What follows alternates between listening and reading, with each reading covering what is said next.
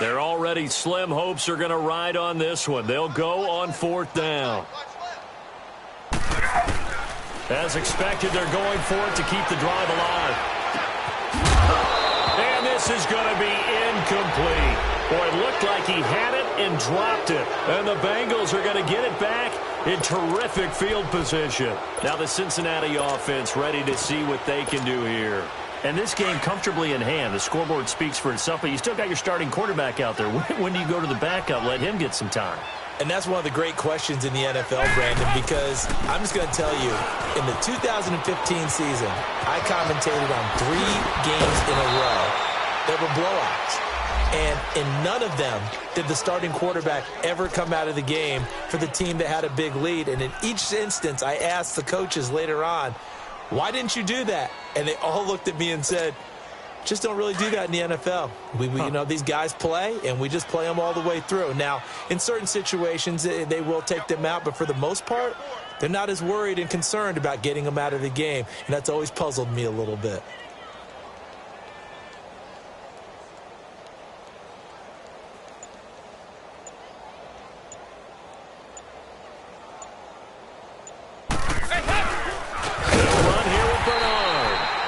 Measure of revenge there. He's had his way in this one, but this time they get him behind the line.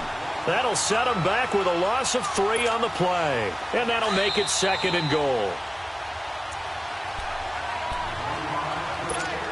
Time for a break. Back to finish it off on EA Sports after this.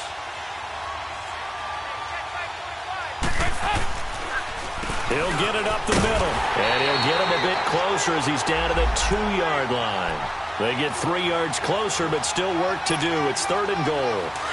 That didn't just feel like good defense there. That felt like pride, didn't it?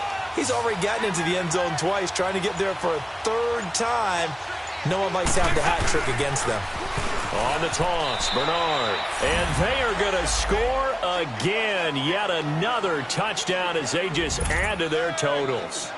Starting to really smell a 4-0 start right now. You can't ask for a better first quarter of the season than that. And you're not supposed to look ahead, but guess what? You're going to? They have to. Because when you get to if you get to 4-0, you're not just thinking playoffs now. You're thinking about, okay, this team has the capabilities of winning a Super Bowl. They could very well be the best team in the NFL at this moment. I think they played the best. I mean, there have been a few hiccups offensively and defensively, but probably the best team we've seen, right? And has the ability to get better. This will be taken to the back of the end zone. And he'll make it across the 20 as his guys will set up shop at the 23-yard line. Atlanta now coming out on the field. They've lost this one. Their offense has struggled. Do they try to put together something here at the end just to take into next week? Yeah, sometimes teams want to do that and coaches want to. I remember one time I was on a team and we were losing late in the game like this, and you knew it was lost. It was over, right? And the coach called a running play and pretty much said to everyone, I want to see something executed well before we get out of here. And that was the message to the team. Just something to build on. Just something to build on, get it done, and maybe we can look at that and say, we'll get better as we go forward.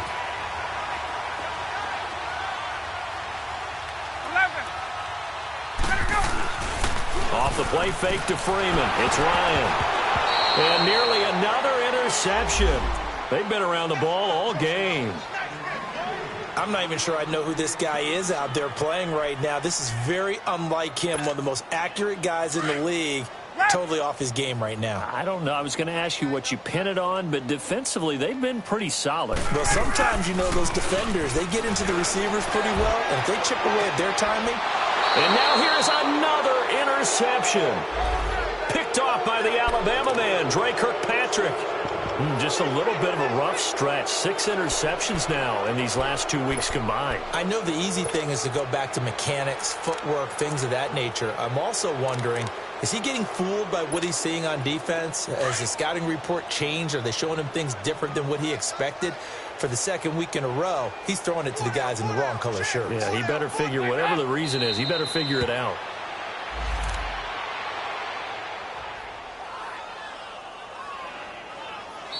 The Falcons going to use the second of their timeouts.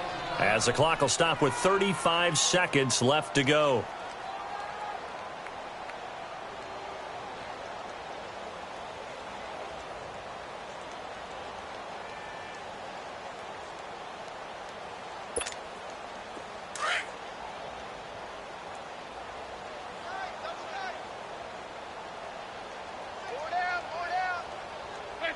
The D can only stop it one more time as they take the knee.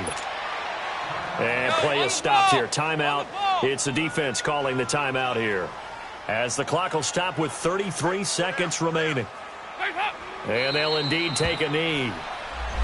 And the clock will roll down to zeros. 4 weeks in, 4-0. I don't think anybody needs to alert the 72 Dolphins just yet, but great start to the season. Great start. How about taking a knee at the end? And there's no better feeling for a team than to do that, to close out a victory. But you're right, at 4-0, they're sending a message to the rest of the league. They're going to be tough to deal with.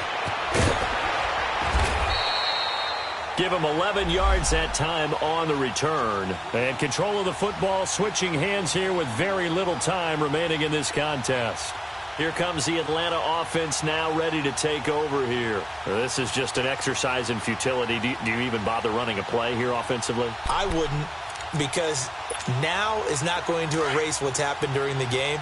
So after it's over, you're going to go to the film, find out where the game was really lost. But this is not a situation now where you're going to make up for anything. We'll see what they do here. Now a desperation throw deep downfield. And my goodness, another interception. William Jackson with a pick. And he brings it back to right around the 26-yard line.